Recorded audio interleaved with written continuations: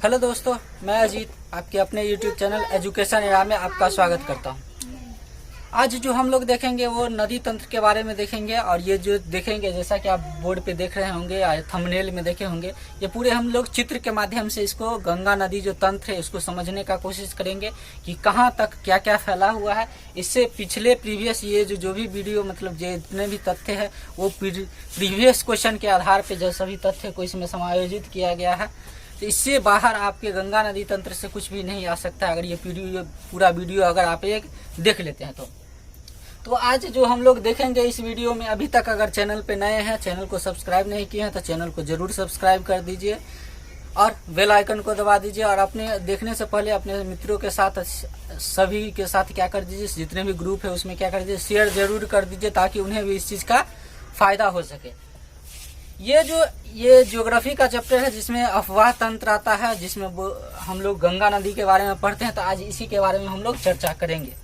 चलिए, तो आज जो चर्चा करेंगे वो क्या क्या चर्चा करेंगे, तो गंगा नदी तंत्र का प्रवाह कहाँ तक है, कितना किलोमीटर तक फैला हुआ है। उसके बाद ये इसकी सहायक नदी कौन कौन सी है, दक्षिण से होकर के कौन सी बहती है, पूरब से मतलब पश्चिम से, उत्तर से आकर के कौन सी बहती है। इस तरह के तथ्य को सभी को हम लोग आज देखेंगे। तो चलिए स्टार्ट करते हैं। सबसे पहले जो स्टार्ट करते हैं वो क्या करते हैं कि गंगा नदी क्या है। गंगा नदी का मूल नाम जब उद्गम होता है तो ये गंगा नदी के नाम से नहीं जाना जाता है। जब इसकी एक धारा कहाँ से उद्गम होती है, गंगोत्री से उत्पन्न होती है, जिसको क्या कहते हैं भागीरथी। क्या कहते हैं भागीरथी कहते हैं। जिसको क्या कहते हैं भागीरथी।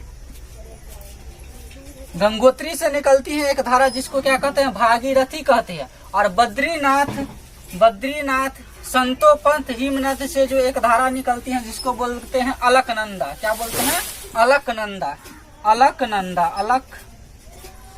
अलकनंदा। ये दोनों की जो संयुक्त धारा जब आपस में मिलती है, जब ये दोनों की संयुक्त धारा, जैसे देख रहे हैं कि यहाँ से ये गंगोत्री हिमनद से क्या भागीरथी निकल रही है, अब बद्रीनाथ संतोपथ हिमनद से क्या निकल रही है, अलकनंदा निकल रही है। दोनों धारा जहाँ पे मिलती है वहां से क्या होता है, गंगा नदी का निर्माण होता है। क्या चीज का निर्माण होता है, गंगा नदी का निर्माण होता है। और ये जिस स्थान पर मिलता है उसको क्या कहा जाता है, देवप्रयाग कहा जाता है। क्या कहा जाता है, देवप्रयाग कहा जाता है। तो आप समझ में आया होगा, ठीक है। नेक्स्ट जो अब चलते हैं, बद्रीनाथ से जो अलकनंदा नदी निकलती है, ये भी क्या है, दो धाराओं से मिलकर के बनी हुई है। एक विष्णु गंगा और दूसरी क्या है, धौली गंगा। विष्णु गंगा और धौली गंगा की संयुक्त धारा को क्या कहते हैं, अलकनंदा कहते हैं। क्या कहते हैं, अलकनंदा कहते हैं। तो ये समझ में आया। अलकनंदा जहाँ पे धौली गंगा से मिलती है उसको क्या कहा जाता है, विष्णु प्रयाग या जोशीमठ कहा जाता है। उस स्थान को क्या कहा जाता है, विष्णु प्रयाग या जोशीमठ। धौली गंगा जहाँ पे अलकनंदा से मिलती है उसको क्या कहते हैं, जोशीमठ या विष्णु प्रयाग कहा जाता है, ठीक है। नेक्स्ट जो हम लोग चलते हैं वो देखते हैं कि नेक्स्ट और भी कई धाराएं हैं जो क्या है, अलकनंदा से मिलती है। तो पहला धौली गंगा के बारे में चर्चा कर लिए। अब जो नेक्स्ट जो धारा देखते हैं वो क्या है, नंदाकिनी है। ये मंदाकिनी अलग है, नंदाकिनी अलग है, ये ध्यान रखिएगा। नेक्स्ट जो क्या है, नंदाकिनी है। ये नंदाकिनी क्या होती है, ये नंदाकिनी की धारा जहाँ पे अलकनंदा से मिलती है उसको क्या कहा जाता है, नंद प्रयाग कहा जाता है। क्या कहा जाता है, नंद प्रयाग कहा जाता है। क्या कहा जाता है, नंद प्रयाग कहा जाता है। यहाँ पे डायग्राम बना हुआ है, स्पष्ट नहीं इसलिए मैं यहाँ पे लिख रहा हूँ। नंदाकिनी की धाराएं जहाँ पे अलकनंदा से मिलती है जिस स्थान पे, उसको क्या कहा जाता है, नंद प्रयाग कहा जाता है। उसके बाद एक और धारा है पिंडार, जो क्या करती है, अलकनंदा से मिलती है। तो कहाँ पे, जहाँ पे मिलती है उसको क्या कहा जाता है, कर्ण प्रयाग कहा जाता है। क्या कहा जाता है, कर्ण प्रयाग। क्या कहा जाता है, कर्ण प्रयाग। तो समझ में आ गया होगा, ठीक है। अब जो धारा है जिसको बोलते हैं मंदाकिनी, एक धारा है जिसको बोलते हैं मंदाकिनी, जो कहाँ से निकलती है, तो जो केदारनाथ से निकलती है। केदारनाथ में कहाँ पे, तो चौराबाड़ी नामक तल है, झील है, वहां से निकलती है। केदारनाथ के चौराबाड़ी नामक झील से निकलती है। क्या, मंदाकिनी। और वो आकर के क्या अलकनंदा में जहाँ पर मिलती है उसको क्या कहा जाता है, रुद्रप्रयाग कहा जाता है। क्या कहा जाता है, रुद्रप्रयाग कहा जाता है। तो पहले आप समझ लेते हैं, जितना प्रयाग आ गया तो प्रयाग में कंफ्यूजन ना हो, इसलिए मैं पूरे इसको फिर से रिकॉल कर दे रहा हूँ कि क्या है, गंगोत्री की धारा भागीरथी और बद्रीनाथ की धारा अलकनंदा जहाँ पे मिलती है उसको क्या कहते हैं, उसको देवप्रयाग कहा जाता है। और इसकी संयुक्त धारा वहीं से क्या होती है, गंगा नदी का निर्माण होता है। उसके बाद जो देखते हैं कि अलकनंदा भी क्या है, दो धाराओं से मिलकर बनी है। कौन कौन, धौली गंगा और विष्णु गंगा। तो धौली गंगा जहाँ पे मिलती है उसको क्या कहा जाता है, जोशीमठ या विष्णु प्रयाग कहा जाता है। उसके बाद जो देखते हैं नंदाकिनी धारा है, मंदाकिनी नहीं, नंदाकिनी धारा है। नंदाकिनी धारा जहाँ पे मिलती है उसको क्या कहा जाता है, नंद प्रयाग कहा जाता है। और एक है पिंडार की धारा, जो पिंडार की धारा जहाँ पे मिलती है उसको क्या कहा जाता है, उसको कर्ण प्रयाग कहा जाता है। और केदारनाथ से एक धारा निकलती है जिसको बोलते हैं मंदाकिनी, और वो जो धारा जहाँ पे मिलती है अलकनंदा से उसको क्या कहा जाता है, रुद्र प्रयाग कहा जाता है। तो ये आपको प्रयाग जितने भी है समझ में आ गए होंगे। अब इसके जो देखते हैं कि ये जो रुद्र प्रयाग जो यहाँ पे मिलती है, देव प्रयाग के पास जो मिलती है, ये कहाँ है, उत्तराखंड में। देव प्रयाग कहाँ है, उत्तराखंड में। और उत्तराखंड के बाद ये क्या होती है, धीरे धीरे क्या होती है, उत्तराखंड के बाद ये उत्तर प्रदेश, उत्तर प्रदेश के बाद ये बिहार, बिहार के बाद ये कुछ झारखंड, झारखंड का मात्र 40 किलोमीटर का जो क्षेत्र है उसमें पाया जाता है। और कौन कौन सा, साहेबगंज और पारूक का जो क्षेत्र है वहाँ पे ही क्या है, कुछ मात्र 40 किलोमीटर में क्या होती है, झारखंड में गंगा बहती है। ठीक है, उसके बाद ये क्या होती है, वेस्ट बंगाल होते हुए क्या होती है, फरक्का बैराज के माध्यम से कहाँ चली जाती है, ये वेस्ट, ये क्या कर, बांग्लादेश में चली जाती है। ठीक है, तो आगे चल के इसके बारे में, तो इसका प्रवाह देख लिया कि कहाँ से निकलती है, गंगोत्री से निकलती है, उत्तराखंड होते हुए सबसे ज्यादा कहाँ, उत्तर प्रदेश में बहती है, उसके बाद बिहार में बहती है, और सबसे कम कहाँ बहती है, तो मात्र 40 किलोमीटर बहती है, वो कहाँ बहती है, झारखंड में। और बिहार में कितनी बहती है, तो बिहार में बहती है 455 किलोमीटर। कितना बहता है, 455 किलोमीटर। ठीक है, तो चलते हैं। अब इसमें जो देखते हैं हम लोग, रुद्रप्रयाग अलकनंदा की जो जितने भी धारा हैं उसको देख लिए थे। अब हम लोग देखते हैं जो इससे सहायक नदी कौन कौन सी आकर के मिलती है। तो जानते हैं कि ये हमारे बाईं ओर से, जैसे ये नदी चल रही है, तो ये नदी चल रही है, जैसे हम चल रहे हैं, तो ये क्या हो गया, ये नदी यहाँ से निकल रही है, ऐसे आ रही है, तो ये इसका क्या हो गया, बायां हो गया, और ये इसका दायां हो गया। तो बाईं ओर की जितनी नदी है उसके बारे में देखते हैं, और दाईं नदी की दाईं ओर से इसकी कौन कौन सी सहायक नदी है उसके बारे में देखते हैं। तो बाईं ओर से इसकी कौन कौन सी सहायक नदी है, तो रामगंगा है, गोमती है, घाघरा है, गंडक है, कोसी है। ये कौन कौन सी नदी है, फिर से एक बार देख लेते हैं। रामगंगा है, गोमती है, घाघरा है, गंडक है और कोसी है। ये इसकी बाएं ओर से सहायक नदी। और दाईं ओर से सहायक नदी कौन कौन सी है, यमुना है, सोन है, और उसके बाद हुगली है। कौन कौन सी है, यमुना, सोन और हुगली है। तो ये ध्यान रखे, बाईं ओर से कौन कौन सी है और दाईं ओर से कौन कौन सी है। अब सब नदी के बारे में हम क्या करते हैं, थोड़ा थोड़ा विस्तृत जानने का कोशिश करते हैं। तो पहला है रामगंगा नदी। यह रामगंगा नदी क्या है, पौड़ी गढ़वाल के समीप से निकलती है,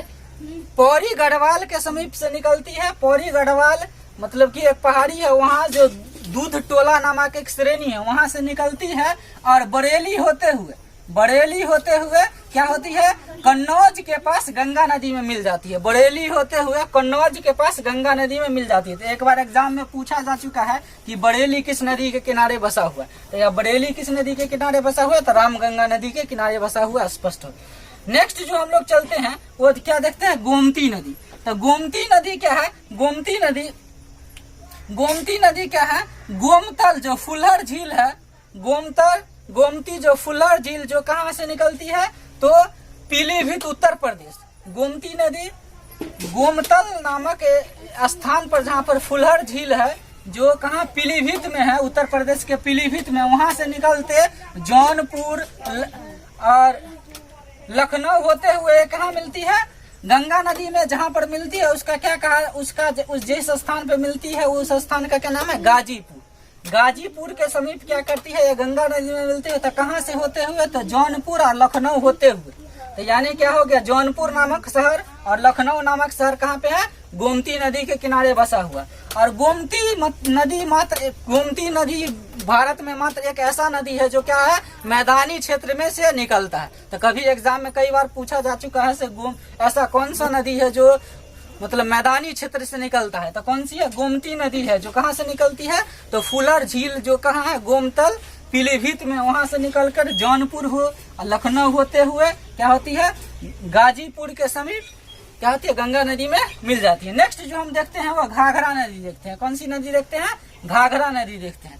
तो घाघरा नदी नामचुंगा से निकलती है। नामचुंगा नामक एक पहाड़ी है जो नेपाल में पड़ती है, वहां से निकलती है।